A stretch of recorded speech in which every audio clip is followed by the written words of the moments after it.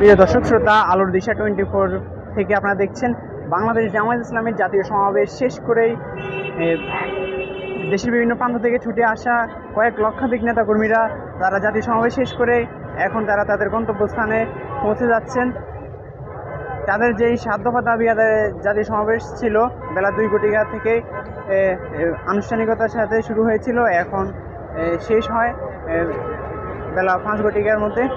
জাতীয় সমাবেশ শেষ করে নেতাকর্মীরা এখন বাড়ির উদ্দেশ্যে রওনা হচ্ছেন।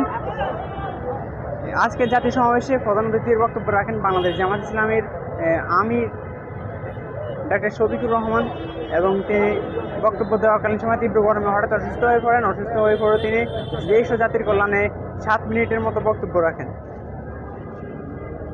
দর্শক, আপনারা দেখছিলেন বাংলাদেশ জামায়াত ইসলামের জাতীয় সমাবেশ শেষ করে নেতাকর্মীরা বাড়ি ফেরার দৃশ্যটি।